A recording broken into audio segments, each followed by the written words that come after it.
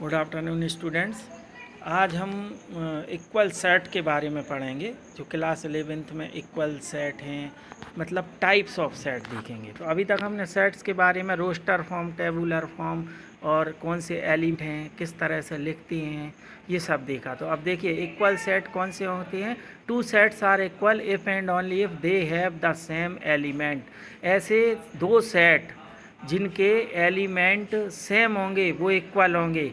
फिर next point क्या है, if A and B are set then A and B are equal if and only if X belongs to A and x belongs to B. मतलब A और B दो set equal जब होंगे, सिर्फ और सिर्फ इफ एंड ओनली इफ, मतलब केवल और केवल जबकि आपके एक्स ए में भी हो और एक्स बी में भी हो, मतलब दोनों एलिमेंट दोनों सेट में वह एलिमेंट हों तो वह क्या होगा, इक्वल सेट होंगे दोनों।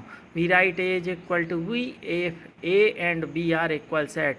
Example, A is equal to 157, B is equal to 751 are equal because they have the same element. देखिए यहाँ पर दोनों ए और बी में क्या है, 3 एलिमेंट हैं, 157 751, लेकिन उनके जो उनका लिखने का जो क्रम है, ऑर्डर है, वो थोड़ी चेंज है, लेकिन number of element each set is 3। दोनों सेट में कितना है, 3।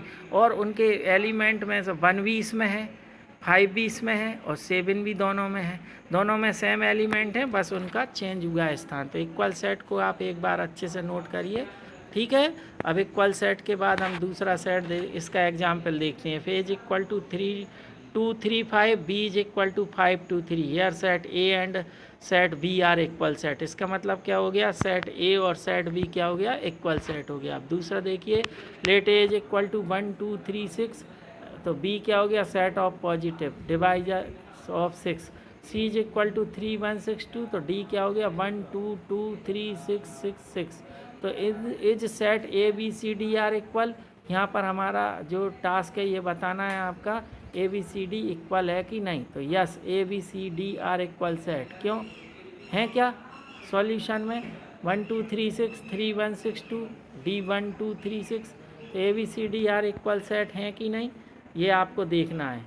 इक्वल, तो इन दिस इक्वल सेट, दूसरा ये इक्वल है और नॉट इक्वल है, ये बताना है, ठीक है। अब इक्वलेंट सेट आ गया। नेक्स्ट कौन सा आ गया, equivalent set. Two finite set A and B are set to be equivalent set.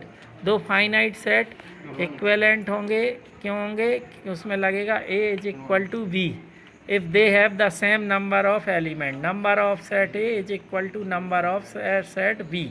तो एग्जाम्पल देखिए, P Q R S A B C D, जिसमें सिर्फ नंबर ऑफ सेट इक्वल हों, दोनों में 4 4 सेट हों, तो वो क्या हो जाएंगे, आपके इक्वल सेट हो जाएंगे। और अगर आपके सेट सिर्फ इक्वल है, मतलब दोनों में 4 4 एलिमेंट हैं, उनके अंदर के एलिमेंट इक्वल नहीं है, तब वो क्या हो जाएगा, इक्वलेंट। इक्वलेंट का साइन आप ब्लू कलर में लिखेंगे, जो सॉरी येलो कलर में है, ए इक्वलेंट का साइन इस तरह से, इक्वल को इस तरह से कर्व करके लिखना है, ठीक है।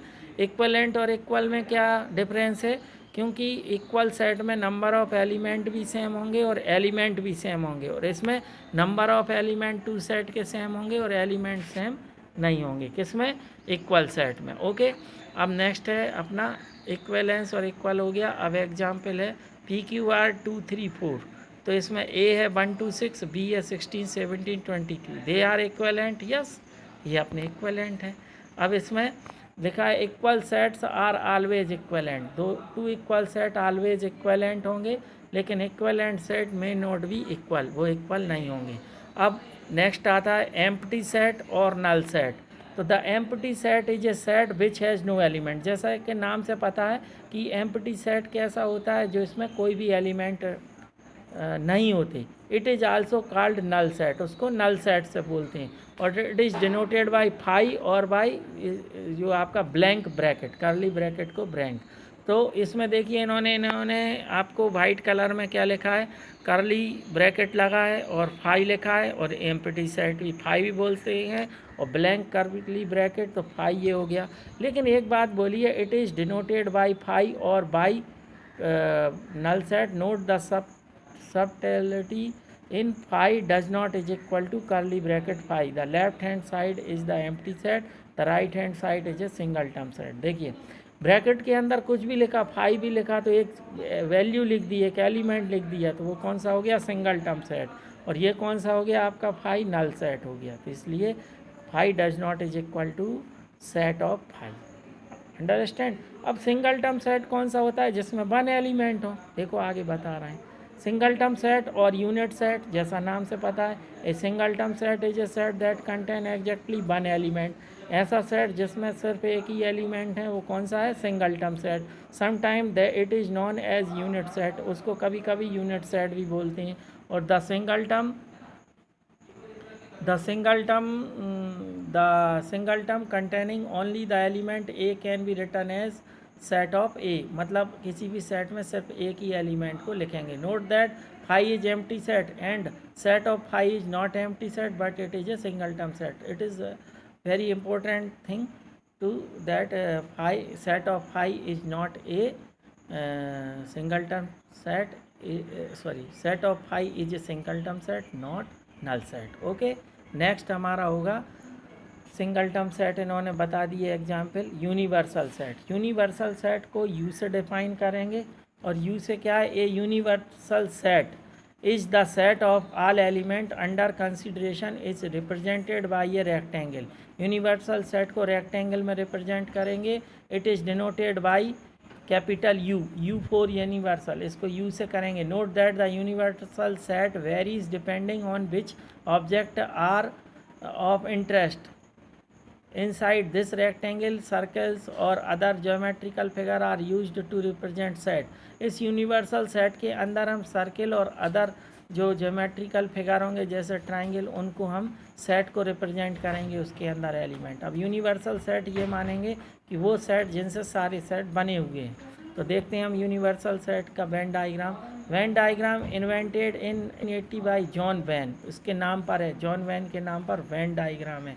Is a schematic diagram that shows all possible logical relations between different mathematical set। जो different mathematical set है, देखिए ABC जो येलो से बना रहे हैं, और इसमें AB यानी सारे के सारे और AB 3 फिगर हैं।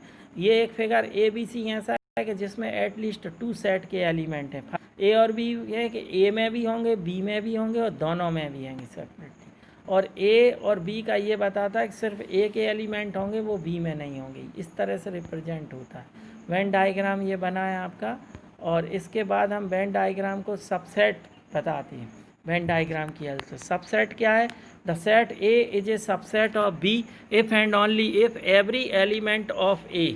क्या होगा, the set A is a subset of B if and only if every element of A is also an element of B. A का सारा एलिमेंट बी में होगा तो वह सबसेट होगा। We use that notation A subset B to indicate that A is a subset of set B. मतलब A के सारे एलिमेंट बी के होंगे। जैसे मैं एक एग्जांपल दे रहा हूँ, ए किसका सेट है, set of even number, even natural number. A क्या हो गया, set of even natural number. और बी क्या हो गया, set of all natural number. तो then A is a subset of B. A के सारे इवन नेचुरल नंबर सारी नेचुरल नंबर के सेट में बिलोंग करते हैं। तो द एम्प्टी सेट और phi is a subset of every set. ये कंपलसरी कंडीशन है, नेसेसरी कंडीशन है कि जो सेट होगा उसमें हमेशा फाई सबसेट होगा। किसी भी सेट का फाई सबसेट होगा, और वो सेट इटसेल्फ भी सबसेट होगा। जैसे ए सेट सबसेट ऑफ ए और फाई इज सबसेट ऑफ ए, ये दो तो आपके हो ही जाते हैं। एग्जाम्पल देखिए, A 1 2 3 4 7, B A 1 2 3 4 7 8, then A is set to be subset of B. B subset A का नहीं होगा, लेकिन ए सबसेट बी का होगा, क्योंकि ए के सारे एलिमेंट बी में हैं। ओके, नेक्स्ट है सबसेट के बारे में इन्होंने आपको अच्छे से समझाया। इसमें जो फॉर्मलाइज डेफिनेशन क्या लिखी है, इसका सिंबल क्या है सबसेट का, देखिए A subset B if and only if for every x belongs to A and x belongs to B, इस तरह से लिखा। ठीक है।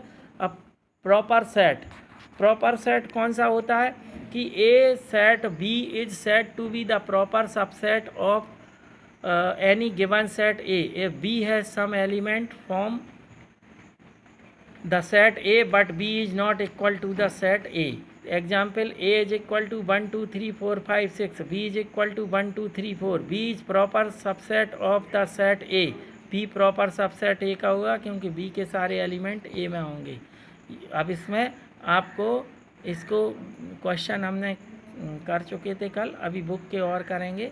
और यहाँ पर हम इसके बाद फाइनाइट सेट देख रहे हैं। देखिए अभी हम टाइप ऑफ सेट देख रहे हैं। फाइनाइट सेट क्या है? A set S is set to be finite if it is contain exactly M distinct element where M denote some non negative integer.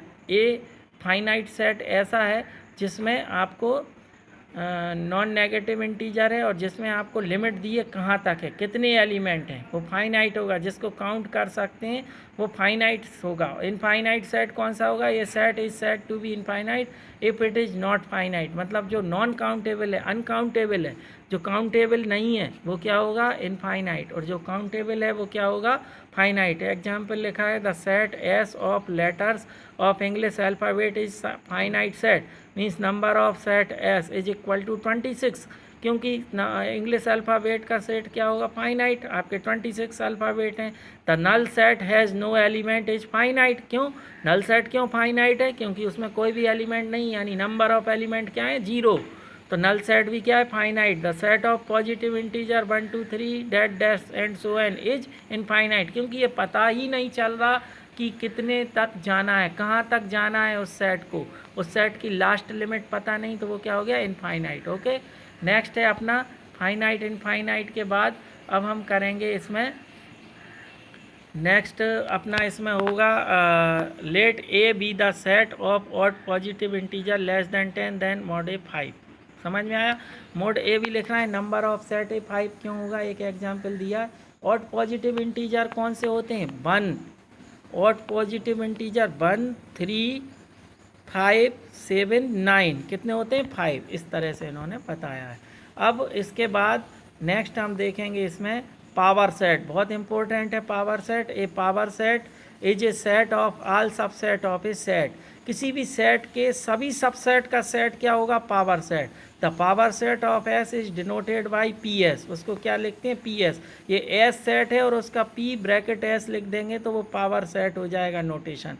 The number of members of a set is often written as set. We can write किसी भी power set के element कितने होंगे? 2 raise to the power n। Number of element of power set is equal to 2 raise to the power n। n क्या होगा? n होगा number of element. ध्यान से देखिए।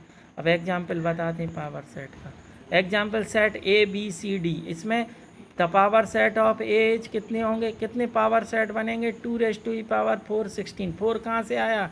ए सेट के एलिमेंट कितने थे? A B C D 4 element थे, तो कितना हो गया? ये पावर सेट में कितना हो गया? ये 16 सबसेट बनेंगे इसके।